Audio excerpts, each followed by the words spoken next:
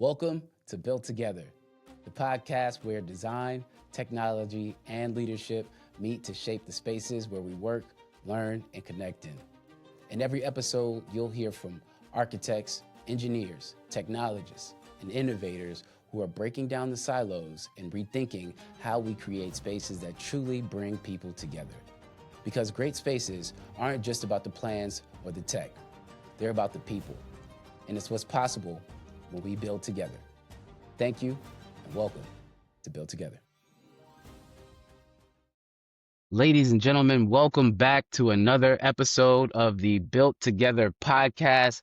I am joined today by a gentleman who really needs no introduction if you're in the AV world. But this podcast is all about collaboration and breaking down silos. So my hope is that there's people who are listening to this that are in architecture, that are in engineering or some sort of design field, or even folks that are coming into the industry and have no real knowledge of what this space is and what this space is all about. My hope is that those folks are listening too. And for those folks, I would love you all to get a chance to get to know the one and only Mike Blackman. Mike Blackman is the managing director of ISE, and rather than steal his thunder and tell you all about what ISE is, I'll let this gentleman go ahead and kind of speak for himself. Yeah. So yeah, this is really what a build-up, eh? So ISE is now the world's largest audiovisual technology event. We had at the 2025 show over 1,600 exhibitors. We had almost 86,000 attendees from all over the world, from 162 different countries. You know, we're primarily supposed to be a European show, but we've now become a global event. So we got a lot of majority of people are still from Europe. It's still about 65, 70% of our attendees are European. But we're getting more people coming from North America, from South America, from Asia, from the Middle East, and lots of little countries as well. So it's unbelievable. We started the show back in 2004, and we started in Geneva in Switzerland, which is great. It's in Europe, but it's not. You know, it's in the middle of Europe if you put a pin there, but it's not in the EU. So that caused some issues, and as a result, we then moved to Amsterdam, and yeah. We were in Amsterdam for 1 year. Then we moved to Brussels in 2006, and we got back into Amsterdam in 2007 until 2020. Wow. And again, we left Amsterdam because, I mean, it was a great city. It was a great place to do ISE, but we outgrew it. Not enough exhibition space, not enough hotel space. So we put out an RFP around Europe, different venues that were big enough. And we finally ended up in Barcelona, where we've been since then. We missed a year because of COVID, but the show has just grown phenomenally since we've been there. The growth has been exponential, and we're getting more exhibitors, more attendees, becoming, pick up more and more sectors of what the show's about. Yeah, this is year 3 for me attending ISE, and I fell in love with Barcelona on a personal trip, and it was many, many moons ago, and I'd always wanted to get back to Barcelona. I was like, if there's anything that I could do, I want to get back to Barcelona. I was fortunate to be in the AV industry and to learn of ISE and to know that ISE took place in Barcelona. I was like, that's my goal. I just want to get to ISE and get back to Barcelona. But Barcelona is a beautiful, beautiful city. There's Yes, so it much is. going on. There's no shortage of entertainment. The weather's, always great, right? Barcelona reminds me a lot of home, like San Diego. You Yeah. got beaches, you got great weather. Yeah. Barcelona has, phenomenal food. And when I think of ISE, just walking onto the show floor, it's impactful just from the moment you walk in. I mean, the venue is huge. What we try to do, one of the things I always say, what I'm trying to achieve when people come to the show first time is a wow effect. So we try to do something at the entrance that really makes people stand back and go, wow. We did it in Amsterdam with big screens in the entrance, with transparent screen, different things. And we finally did it 2 years ago in Barcelona by putting a great big transparent screen on the glass as a permanent installation just to get people to stand back and say, wow, some inspiration. I could do that, you know. And Yeah. we tried quite a few other things, but you know, it's the exhibitors that we have who create that real wow. When you see the companies and the effort and expense and the creativity that comes out on what they're doing to try and show how good this industry is, what this industry can do. You know, I'm a real nerd and I love walking and seeing all this stuff. I like a bit like a kid in the candy store, you know. I said, oh, which one, you know? And so, you know, a lot of the credibility goes to the exhibitors who make it happen. And they really do go the extra, that extra bit to present themselves at ISE, more so than almost any other trade show in the world. I mean, that's true. I've been to multiple trade shows, all of the AV related trade shows, and every exhibit at ISC is just mind blowing. You could tell that people took time, they really thought it through. And I think you almost have to, right? When you know that guests are walking in and they see that transparent LED transparent LED screen in the front, it's like, how do you compete with that? But it surprises you the level of technology that is showcased on the show floor.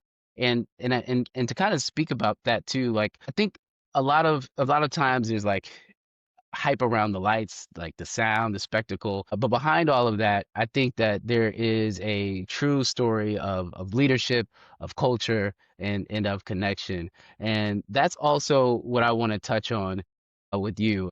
Like as two Guyanese professionals, now kind of navigating the global stage, how much of that, culture and how much of that played into sort of your vision for what ISE could become, right? Because you started out as a very, very small event. And not only did you grow, but you grew to be inclusive and you grew to the expansion wasn't just, hey, what can we do here? It was really a global effort. And so if you could kind of speak to a little bit of that, like just what the beginning and kind of all of that all of what took place kind of within that journey. You don't have to speak to every single detail, but just how it Do kind you of want came the to be. you want the very beginning?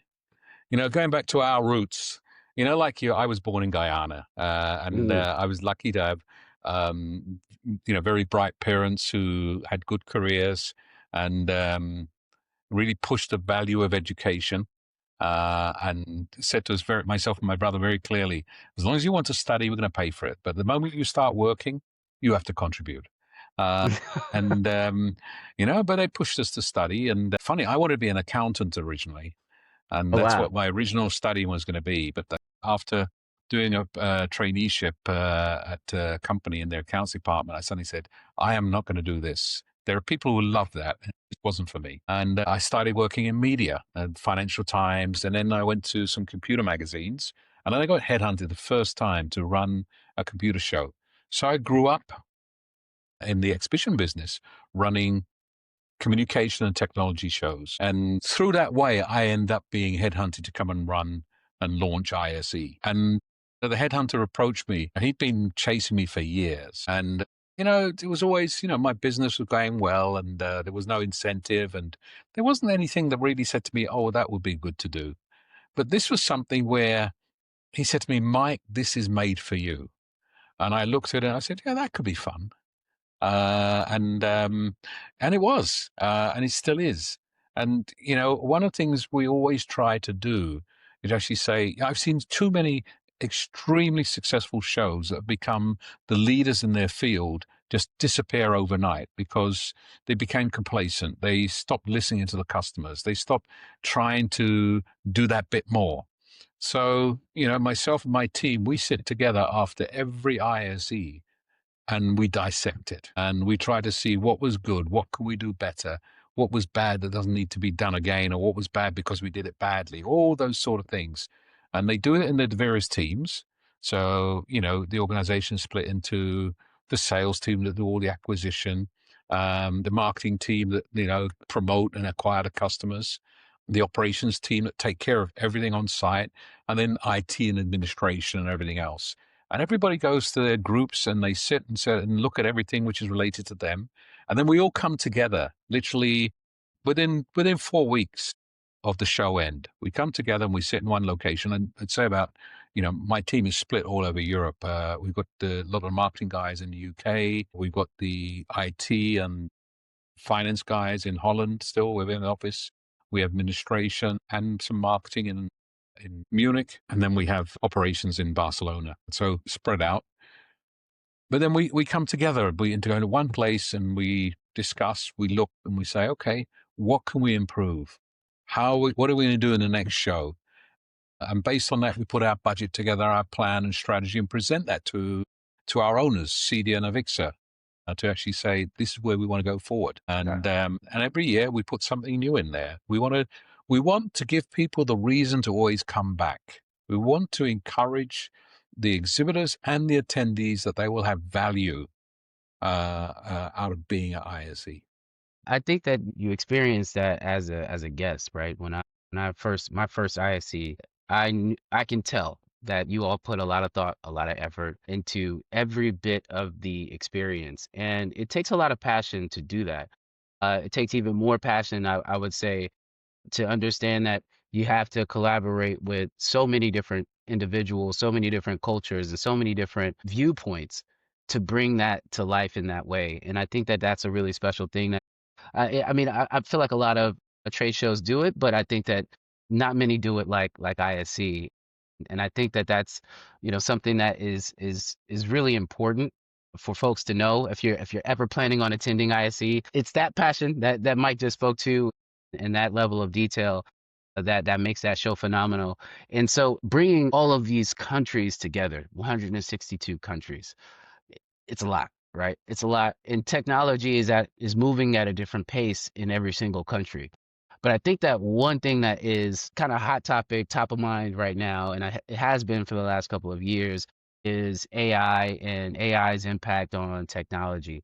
Right now, AI is automating everything, right? It's automating everything from lighting plots to latte orders. It's taking some of the aspects of things that were once uniquely human and augmenting that, right? And making things a little bit better and kind of complementing some of the human side of things. It's giving you more information to be more creative as well.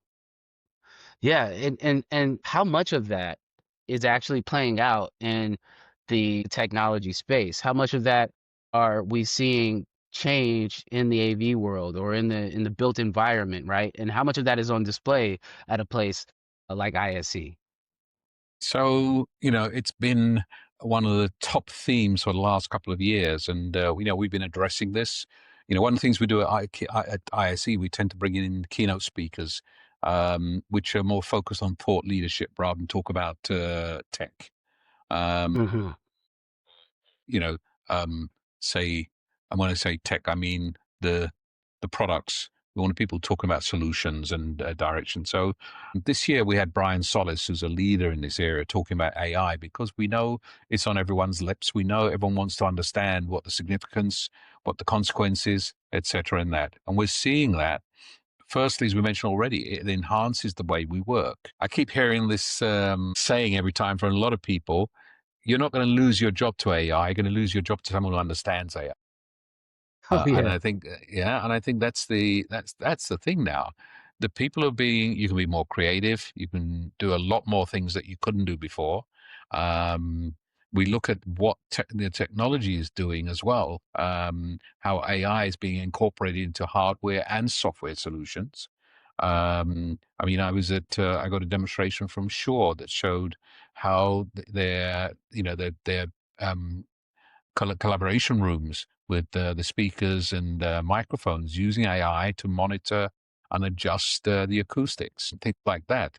We're seeing lighting designers using it to create virtual environments for how they're going to actually create lighting solutions and effects they want to do. We're seeing the creative part.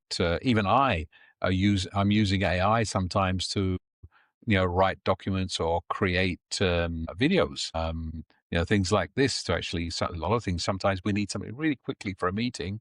And, we'll just do it here on a Mac in the evening and next morning we've got it. Um, right. I mean, yeah, we can go and talk about these things, but when we show some images and some pictures, etc., it can make a big difference. So, on that side, it's becoming more and more significant.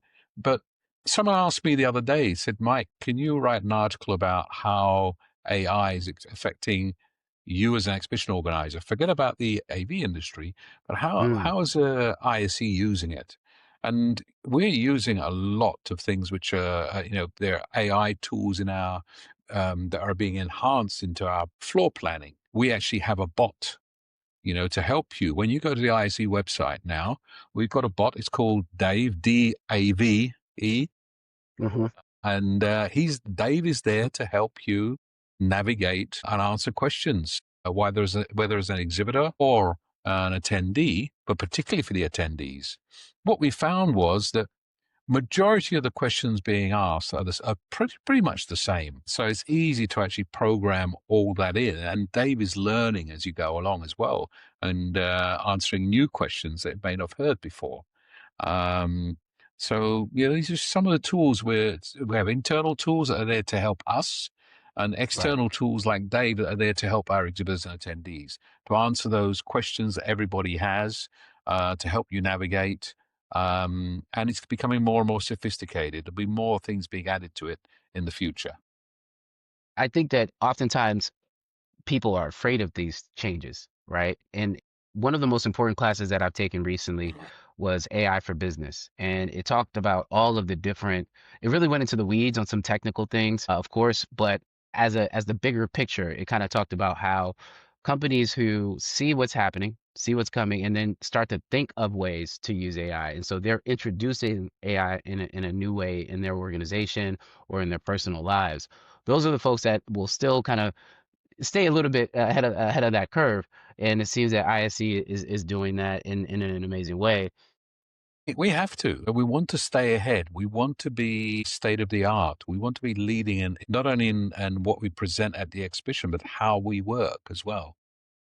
And how much of that would you say, I guess, since AI is making its way into almost everything that we do, especially everything that has to do with technology, how aware do you think AV manufacturers or AV integrators or technologists in general, how aware do you think they are of the need for things like cybersecurity? And are you seeing cybersecurity companies wanting to show up at ISE or kind of talk to the secure aspects of this technology? Because I mean, that's just something that you think about, right? It's like, okay, these things are these hardware endpoints are on the network. You have software companies like our company T1V. Obviously, we're a software organization, and so cybersecurity is obviously front of mind Mhm. because it's for us. It's like literally the first thing customers ask about when it's if you say It's anything is going to the clouds.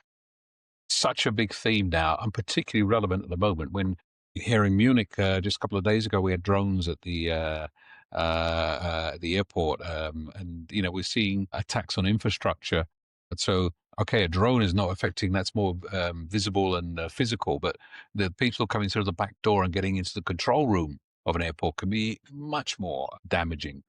If we think about AV 20 years ago, when most of the collaboration was done over telephone lines and bundled in or ISDN, it was a little different. But now, as we become more and more, you know, the theme for the last 15 years has been AV over IT. And the more that becomes, the more almost, I can't think of any device now that's not being connected to the internet. And the more we do that, the more risks are involved. So Sure. customers are quite rightly asking integrators, manufacturers, etc., okay, how do I protect myself? What are the risks here? Not only of physical elements, but also reputational. If I lose my customer base to unscrupulous people, etc., because someone's got into my system, there are more and more issues that are coming up. So, in fact, we've launched a cybersecurity conference at ISE for 2026 Wow. because we realize it's something which is addressable for everybody. They have the questions. And if integrators are actually doing installations, they need to be able to come armed with the answers if they want to keep the business or get the business. They have to be able to address the customer's fears.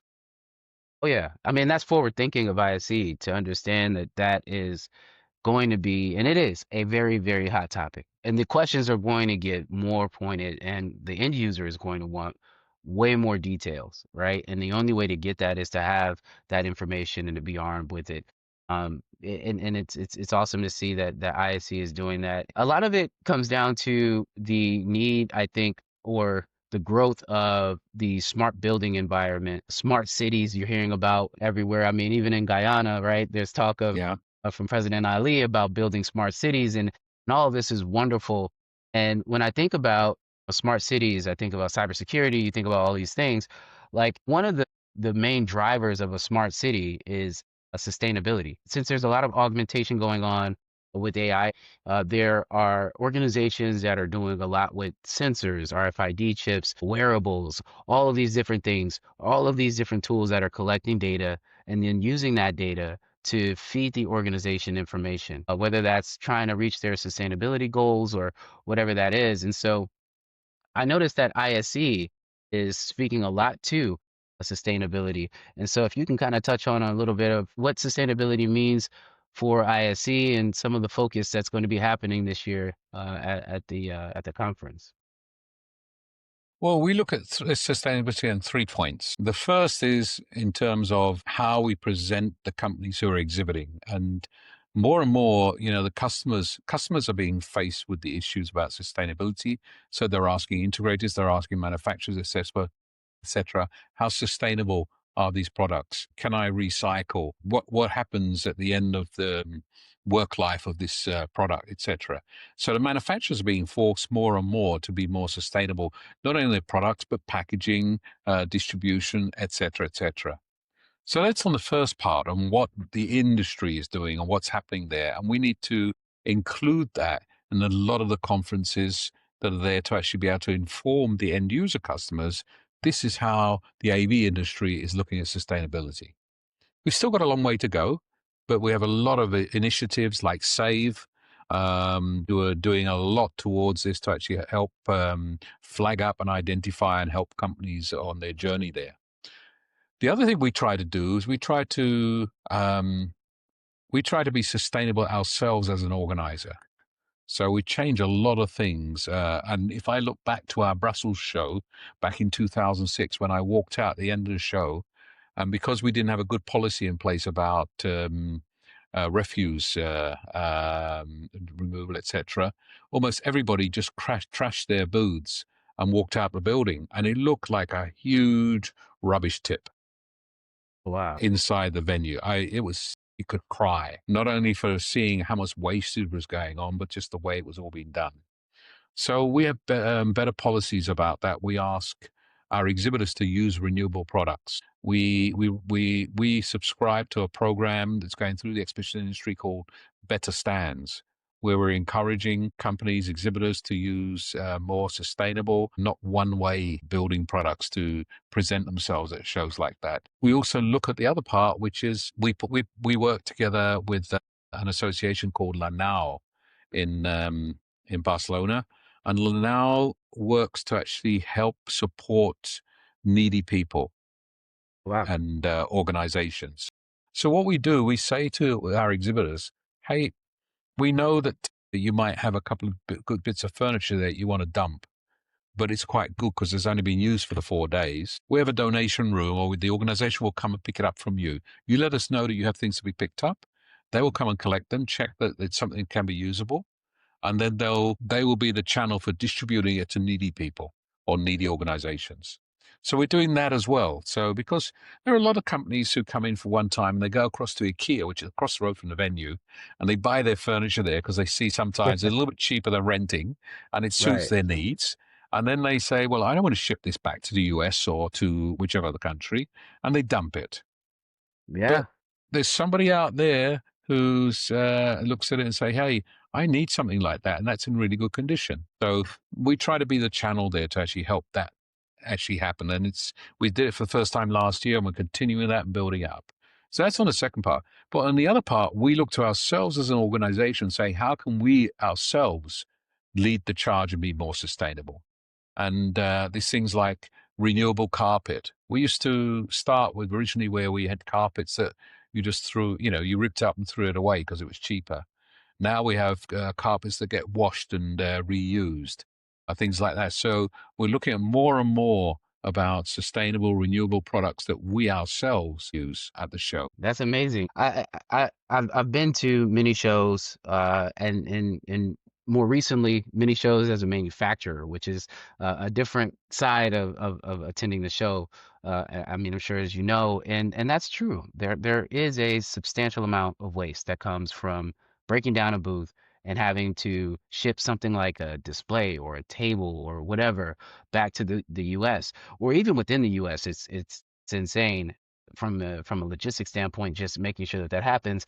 But it's great to see that ISE is actually really thinking of sustainability in multiple facets and still helping and giving back at the same time. I think that's amazing, an amazing way to think full scale of what the impact of your conference on a country, right? I mean, in on a place like Barcelona, because there's so much economic growth that's happening because of the conference, and that economic growth has to be sustainable. There has to be that piece to it. I'm sure the government is really, happy to have you all participating in that way. And speaking of like the show floor and touching on some of the new kind of emerging markets, some things that are kind of happening, not just from emerging markets in different countries, but emerging markets within our industry. You have things that are going on in esports. You have things that are going on in hospitality. You got the connected classrooms that I saw last year at Yeah. ISC. I think the connected classroom is another point of when we talk about sustainability. And that, I must admit, it came as Jason from was at Logitech at the time, and he said, "Look, we're leaving this stuff in Barcelona, and it's just festering in a warehouse. Can we do something?" So we wanted to have this push on education to show how technology is now influencing how you teach and learn. But we said, okay, what can we do? So we donate that to a school.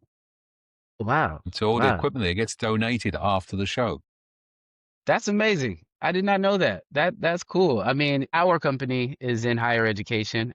We are all about the connected classroom, active learning classrooms, active, future learning spaces. And so that's a section that I'm always excited to go and check out. I'll make sure to check it out this year, but Well, now this it's even year, more exciting. even more exciting for you, another announcement, EduTech. We have, so the education cluster. So what happens in Spain? A lot of government funding for organizations, and they tend to get together, cluster together as groups to look for common interest and work together. So competitors. And the education cluster, which is made up of companies who supply the education sector, software, hardware, content, etc. And they've been doing a little event in the university for a number of years. That's growing, and they approached FIRA Barcelona to say, "Hey, we want to take this to the next level." And FIRA said, "Well, ISE already has an education sector.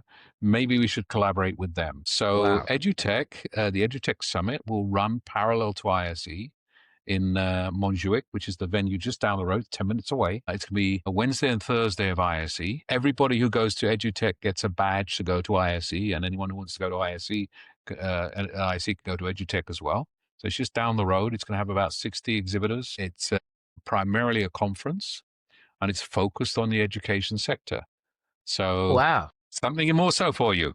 Yeah, yeah. You know what? Thank you. I'm gonna take that back to the team for sure because I mean I think that that's I hate to say the next frontier because it's been here, right? But the connected classroom, I think, is going to be one of the ways that universities continue to attract the new student body. These kids today, my daughters included, want to be entertained constantly. The thought and idea of school, it just doesn't bring the same excitement as it used to. And there's going to need to be some drawing factor, I think, to keep these kids engaged and to really attract that Well, next you generation have of to think students. about it. Most kids now are a lot more tech savvy than we ever were, uh, Right. and they want to learn in the same way. Yeah. Yeah, they do. And they're used to looking at screens and iPads and having touch ability and all of those different things. So that's going to be, it's going to have to be incorporated in how we learn or how the next generation learns, but more importantly, how the next generation of professors teach. So that's also an important piece in the education around that. And so, working together with Avixa, We we've got something in place. It started in Catalonia, and we're trying to spread it out across Spain and hopefully further. It's an Avixa program that we've got off the ground with the Catalonia government, and that's teaching. It started off, the first part of it is teaching teachers, educationalists, how to use technology to Wow. teach. And the Wow. next stage will be to then bring students in and how to use that technology in learning. That'll be the next phase. But to get scalability, you have to get the teachers on board first. 100%. That's the first step, I think, is getting teachers on board, letting them know that there's nothing to fear, that it's only there to enhance, not take away from their teaching experience. And I think that more and more there will be a general kind of acceptance of that fact. There's no way around it. You can try as much as you want to avoid technology, but it's here, it's coming, and you're either going to accept it and thrive by using it, or there's going to be a time where you may just end up being pushed out. But my hope is that everyone adopts the technology in a way that just really improves human life, because that's what it's all about. And one thing I want to touch on before we wrap things up, and it's something that I was really excited to hear about, but I'm sure you are likely excited to kind of speak about Spark this year at ISE. I mean, if you could speak a little bit about that, I think it's amazing. And I mean, again, speaks to where you all are thinking, where your mind is, and where you all are headed. But if you could speak to that a little bit, that'd be awesome. So, as I say, we try to to look at where we're missing things, where we're going. And one of the things that's been come out more and more, and we're seeing more and more, is content creators turning up at ISE. Those people who are actually creating the software, the content, etc.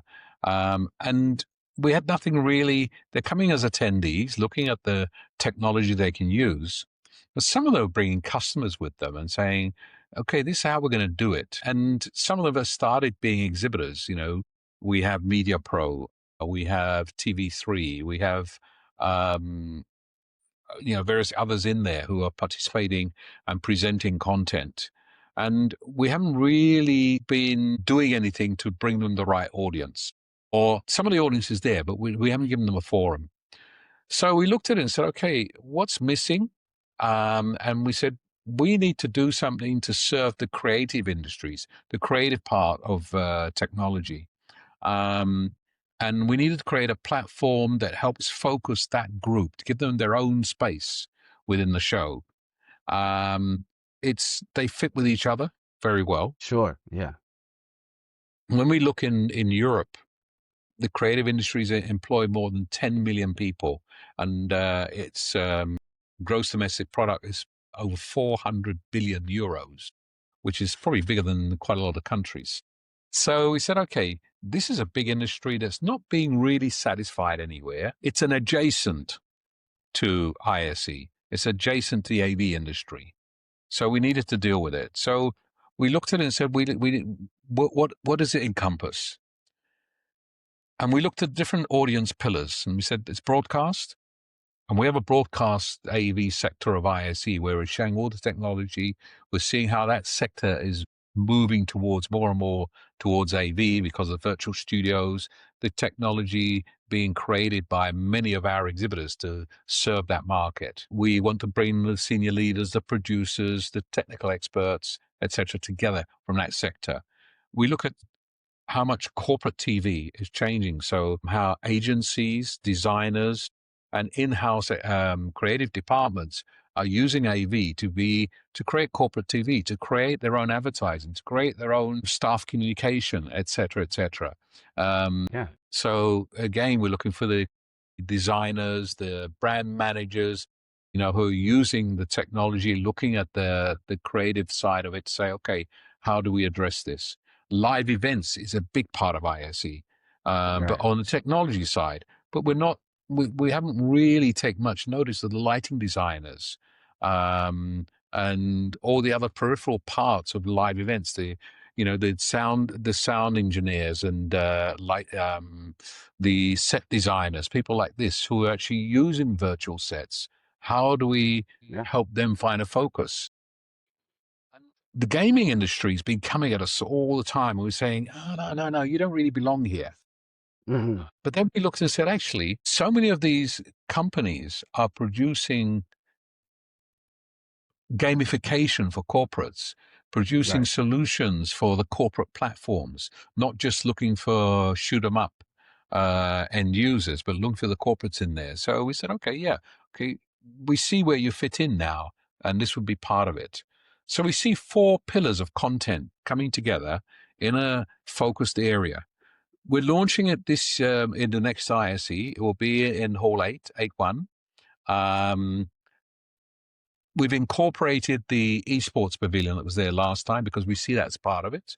Esports, it's the content part of live events there. And we want to build this long term to be a standalone event parallel to ISE, but we don't have the space at the moment, so it's restricted to Hall 8. So you'll Yeah. see a stage there, you'll see exhibits, you'll see case presentations, etc., really covering that sector and addressing the audience and giving them a platform. I think that it sounds to me like Spark embodies a lot of what ISE is all about. And I think that one of the most important things that anyone can take away from this conversation, especially, is that ISE is truly a conference for all walks of profession. When it comes to breaking down silos, I don't think that there's a conference technology wise that does it quite like ISE does and that offers that full breadth of not only education, but events and networking opportunities. There's so many different networking opportunities within ISE, right? You have your different countries and you have all of these, regional type of networking opportunities. If anyone can take anything away from this, if you're in architecture, if you're in construction, if you're in design, if you're a large corporation that has multiple locations and you're looking for ways to bring life to those locations, events like Spark are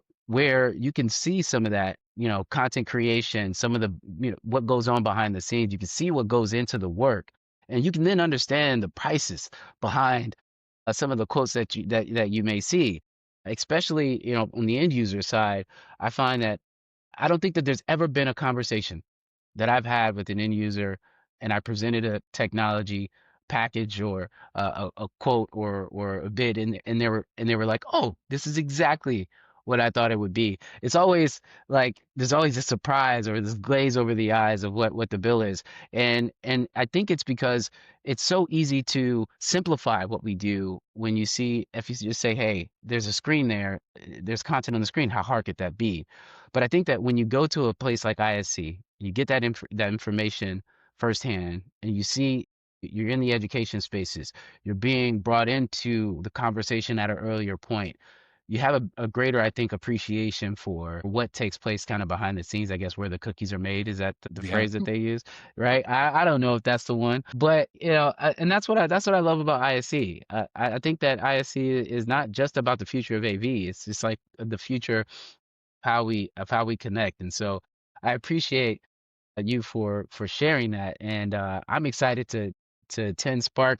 I mean, everything that you mentioned, I know for sure I'm going to go and I'm going to check out. But I encourage everyone who's listening, if you're in Barcelona, one, connect with me to say hello so we can go and check out this stuff together. But make sure that you take some time to plan your event and plan out the spaces that you want to see and spend some time really thinking about it because there's a lot, right? There's a lot. thank you. And so Mike, I really want to thank you for Uh, sharing not only your story and your perspective and your vision. And as ISE continues to grow, I'm sure that you are going to just grow with it, right? The creativity is going to grow with it, the culture, coming together at a global scale.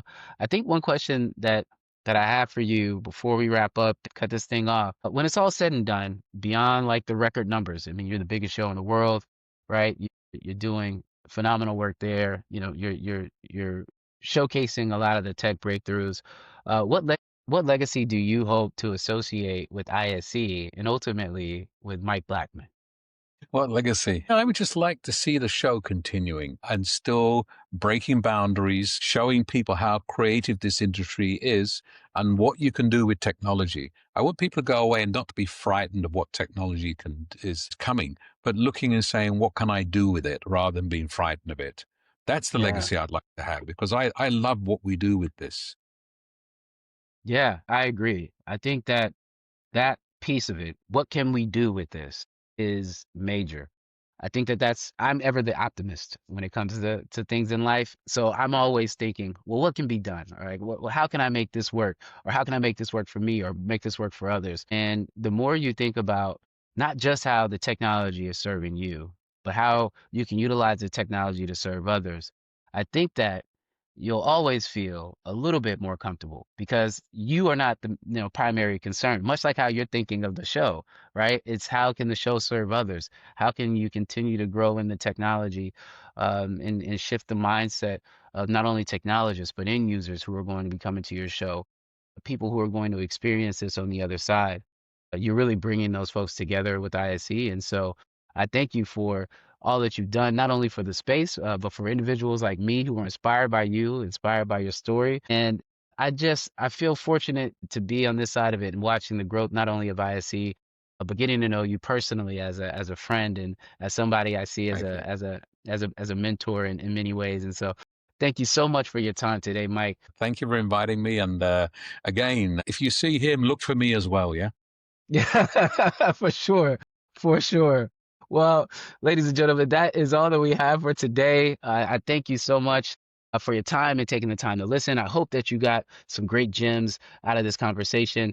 I hope that you take some time to go take a look at what ISE is and book your ticket. And Mike, if people wanted to find you, And me, you can find me on LinkedIn. Easy to find at Mike underscore Blackman. You can find me at ISE, mblackman at iseurope.org. Just go to our webpage, www.iseurope.org. Register. I'm sure Xavier will give you a code to get a free entry. We'll make sure he yeah, gets a few codes to give away to everyone. And get in touch. Come and see us. Come and join us. Don't forget to book your flight and your hotel now. Get it cheap. get it cheap. That's right. That's right. All right. Well, thank you, Mike. I appreciate you. And here's that piece of advice. Get your tickets now. Get your flights early because it will go up. Again, thank you so much, Mike. It was a pleasure having you today. And to everyone listening, we hope you have a great day.